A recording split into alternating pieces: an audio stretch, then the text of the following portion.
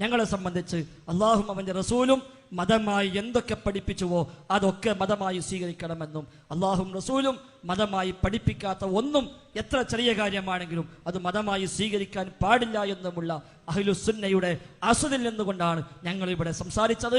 ഇൻഷാ അല്ലാഹ് ഇനിയും അങ്ങനെ തന്നെയാണ് ജീവിതത്തിൽ സംസാരിക്കാൻ ആഗ്രഹിക്കുന്നതും. അള്ളാഹു തൗഫീഖ് ചെയ്യുമാറാവട്ടെ. അള്ളാഹുവിൻ്റെ ദീനിൻ്റെ പേരിൽ പൂർത്തിയാക്കിയതിനു ശേഷം പിന്നീട് പലതും കടത്തിക്കൂട്ടി കൊണ്ടുവന്നിട്ടുണ്ട്.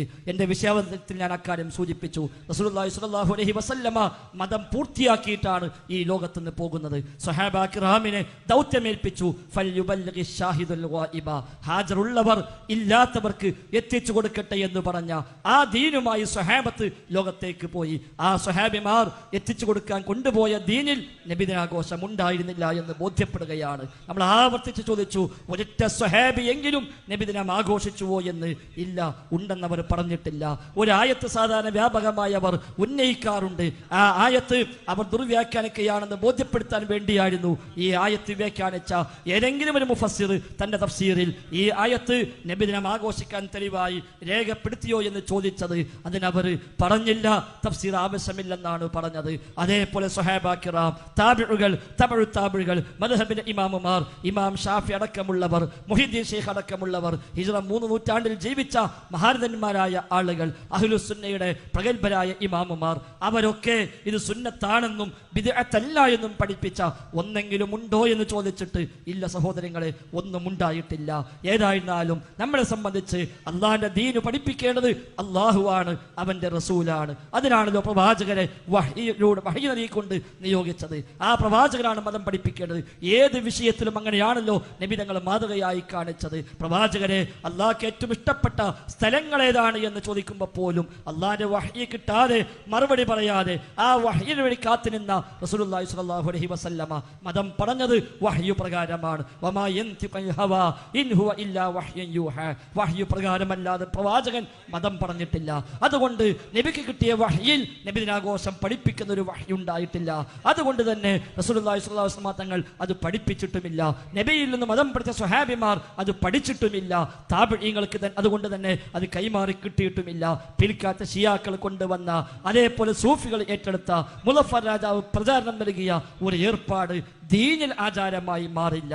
അത് റബീഉൽ അവ്വൽ മാസത്തിന്റെ 12-ന് ലൈലത്തുൽ ഖദറിനേക്കാൾ പുണ്യമുണ്ട് എന്നും 2 പെരുന്നാളിനേക്കാൾ വലിയ ആഘോഷമാണ് എന്നുമൊക്കെയുള്ള രൂപത്തിലുള്ള പ്രചാരണങ്ങൾ ശരിയല്ലെന്നാണ് സൂചിപ്പിക്കാനുള്ളത്.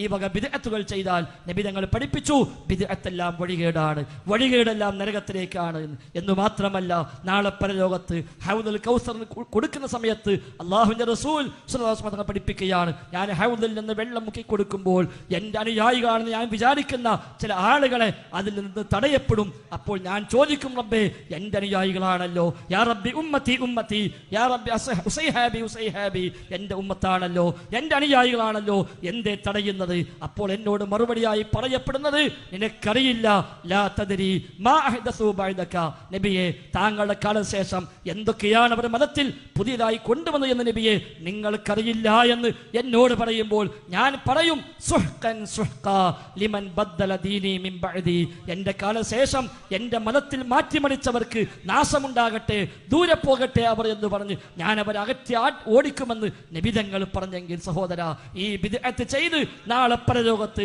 ഹൗദുൽ കൗസറിന്റെ സമീപത്ത് നിന്ന് നബിതങ്ങളുടെ ശറഫാക്കപ്പെട്ട കയ്യാൽ ആട്ടി ഓടിക്കപ്പെടുന്ന സാഹചര്യം ഉണ്ടാകാൻ പാടില്ല സഹോദരങ്ങളെ. പ്രവാചകനെ സ്നേഹിക്കാൻ നബിതങ്ങൾ പഠിപ്പിച്ചു, പ്രശംസിക്കാൻ നബിതങ്ങൾ അംഗീകാരം നൽകി, നബിതങ്ങളെ പിൻപറ്റാൻ നബിയും ഖുർആനും ഒക്കെ പഠിപ്പിച്ചു. എന്നിട്ട് പോലും നബിദിനം ആഘോഷിക്കാൻ നബിതങ്ങൾ പറഞ്ഞില്ല, ഒരു സൂചന പോലും ഉണ്ടായില്ല, മുൻഗാമി ഒരാൾ പോലും പഠിപ്പിച്ചില്ല.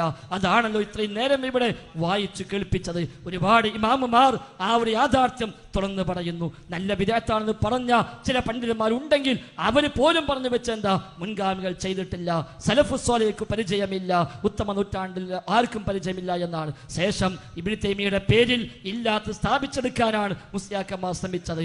അതും വിശദമായി പേജുകളോളം വായിച്ച് കേൾപ്പിച്ചു പോയപ്പോൾ പിന്നെ അവർക്ക് തന്നെയും ഇനി എന്തു പറയണമെന്നറിയാത്ത സാഹചര്യമുണ്ടായി. അതുകൊണ്ട് ഇത് ബിദ്അത്ത് തന്നെയാണ്, ഇത് അനാചാരം തന്നെയാണ്, ഇത് മതത്തിലേക്ക് കൂട്ടിച്ചേർക്കപ്പെട്ട കാര്യം തന്നെയാണ്. അത്തരം ബിദ്അത്തുകൾ നമ്മൾ വർജിക്കുകയാണ് വേണ്ടത്. ഇവിടെ വാദവും പ്രമാണവും ഒക്കെ അടിസ്ഥാനമാക്കി ഇവിടെ വ്യവസ്ഥ തയ്യാറാക്കിയപ്പോൾ ഇവിടെ രേഖപ്പെടുത്തി വെച്ചത് ഖുർആനും സ്വഹീഹായ ഹദീസും ഇജ്മാഉം ഖിയാസും കൊണ്ട് സ്ഥാപിക്കുമെന്നായിരുന്നു എഴുതി വെച്ചത്. ഖുർആൻ ഒരു ആയത്ത് പോലും നബിദിനം ആഘോഷിക്കാൻ ഓതിയില്ല, ഒരു ഹദീസ് പോലും നബിദിനം ആഘോഷിക്കാൻ ഉദ്ധരിച്ചില്ല, ഒരു ഇജ്മാ പോലും പേരിനെങ്കിലും ഉദ്ധരിച്ചില്ല, ഒരു ഖിയാസ് പോലും പറഞ്ഞില്ല.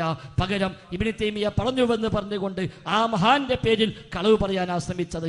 കെ എം മൗലവി പറഞ്ഞു, ഇ കെ മൗലവി പറഞ്ഞു എന്ന് പറഞ്ഞുകൊണ്ടും അൽ മുർഷദിൽ നിന്ന് ഇല്ലാത്തത് വായിച്ചൊപ്പിക്കാനാണ് ശ്രമിച്ചത്. ഞങ്ങൾ വിചാരിച്ചു ചോദ്യ സമയത്ത് ചോദ്യമായി വരുമെന്ന്, പക്ഷെ ചോദിക്കാൻ ധൈര്യം ഉണ്ടായില്ല ആ വിഷയത്തിൽ. ഏതായിരുന്നാലും ശരി, അവരാരും ഇത് സുന്നത്താണെന്നും ബിദ്അത്തല്ല എന്നും അവരാരും പഠിപ്പിച്ചിട്ടില്ല. അതുകൊണ്ട് തന്നെ മതത്തിൽ കൂട്ടിച്ചേർക്കപ്പെട്ട ഇത്തരം കാര്യങ്ങളെ പിന്നാലെ പോയാൽ നമ്മുടെ സ്വർഗമാണ് നഷ്ടമാവുക, ഹൗദുൽ കൗസറാണ് നഷ്ടമാകുക, നരകത്തിലേക്കാണ് എത്തിച്ചേരുക. അത് നമ്മൾ ഗൗരവമായി തന്നെ കാണണമെന്നാണ് സൂചിപ്പിക്കാനുള്ളത്. പ്രമാണമാണ് നമുക്ക് അടിസ്ഥാനം. ഇത് ശരിയല്ല, ഇത് ബിദ്അത്താണ്, ബിദ്അത്ത് പാടില്ല എന്നൊരു ആയത്തോതി ഹദീസ് പറഞ്ഞു. ആ ആയത്തും ഹദീസും അടിസ്ഥാനമാക്കി ഇമാം മാലിക് അടക്കം വിശദീകരിച്ച വിശദീകരണങ്ങൾ പറഞ്ഞു. ഇമാം ഷാത്തിബിയുടെ ഇഅ്തിസാമിൽ നിന്ന് വായിച്ചു. അല്ലാമ ഫാക്കിഹാനി കണക്കിന് പറഞ്ഞത് വിശദമായി ഇവിടെ വായിച്ചു കേൾപ്പിച്ചു. ഇബ്നു തൈമിയ പറഞ്ഞത് വായിച്ചു കേൾപ്പിച്ചു. അവരൊക്കെ പറഞ്ഞത് ഒരേ ആശയമാണ്. മുൻഗാമികൾക്ക് പരിചയമില്ലാത്ത പിൽക്കാലത്ത് കയറി വന്ന ഒന്നാണ് എന്ന്. സാധാരണ 4 ഖലീഫമാരുടെ പേരിൽ, താബിഈങ്ങളിൽ പ്രമുഖരുടെ പേരിൽ ഇവർ കള്ളമായി പ്രചരിപ്പിക്കാറുള്ളത് നമ്മൾ ചോദിച്ചു. അവർക്കിത് പറയാൻ പോലും, അത് പറയാൻ ശ്രമിക്കാൻ പോലും ധൈര്യമുണ്ടായില്ല. അബൂലഹബിന്റെ പേരിൽ പോലും പറഞ്ഞ് ഒപ്പിക്കുന്ന കളവുണ്ട്. അതെങ്കിലും ഒന്ന് ചർച്ചയ്ക്ക് വരുമെന്ന് വിചാരിച്ചു, അതും പറഞ്ഞില്ല. ഖദീജ ബീവിക്ക് ആടർത്തുവെന്ന് ഇവിടെ സാധാരണ പറയാറുണ്ട്, അതിവിടെ പറഞ്ഞില്ല. തിങ്കളാഴ്ച നോമ്പ് പറയാറുണ്ട്, അതിവിടെ പറഞ്ഞില്ല. എന്തേ കാരണം? അതൊന്നും സംവാദത്തിൽ കൊണ്ടുവരാൻ പറ്റില്ല എന്ന് മുസ്ലിയാക്കന്മാർക്ക് എല്ലാവർക്കും അറിയാം. സാധാരണക്കാർക്ക് വഴന്നെടുക്കുമ്പോൾ ഇതൊക്കെ പറഞ്ഞു കൊടുക്കുക. എന്നാൽ സംവാദ വേദികളിൽ അതൊക്കെ പറഞ്ഞാൽ പിടികൂടപ്പെടുമെന്ന് അറിയുന്നത് കൊണ്ടായിരിക്കാം അവിടെ അതൊന്നും പറയാൻ ധൈര്യപ്പെട്ടില്ല. ഏതായിരുന്നാലും ആത്മാർത്ഥമായി ഈ വിഷയം പഠിക്കാൻ സന്നദ്ധമാവുക. ഈ CD സജീവമായി വ്യാപകമായി പ്രചരിപ്പിക്കുക. എല്ലാവരും കാണട്ടെ, എല്ലാവരും കേൾക്കട്ടെ, ആളുകൾ മതം പഠിക്കട്ടെ, സുന്നത്തിലേക്ക് മടങ്ങട്ടെ. ഇനിയും ഇതൊക്കെ നല്ല കാര്യമാണെന്ന് വിചാരിച്ച് പെട്ടുപോയ ആളുകളുണ്ടെങ്കിൽ അവർക്കൊക്കെ മടങ്ങാൻ നിമിത്തമാകുമല്ലോ. ഈ രംഗത്ത് നാം ചെലവഴിച്ച ഊർജ്ജവും സമയവും സമ്പത്തും അല്ലാഹു തആല സ്വാലിഹായ അമലായി നമ്മിൽ നിന്ന് സ്വീകരിക്കുമാറാവട്ടെ. വല്ല അബദ്ധങ്ങളും വന്നെങ്കിൽ അല്ലാഹു വിട്ടുപുറത്ത് മാപ്പാക്കി തരുമാറാവട്ടെ. പല പ്രയോഗങ്ങൾ അധികമായെങ്കിൽ അങ്ങോട്ടും ഇങ്ങോട്ടുമൊക്കെ അത് പൊരുത്തപ്പെടണമെന്ന് കൂടി സൂചിപ്പിക്കുകയാണ്. അല്ലാഹു ഖൈറായ ഒരു ജീവിതം, ദീനിയായ ഒരു ജീവിതം നമുക്ക് ഏവർക്കും പ്രദാനം ചെയ്യുമാറാവട്ടെ.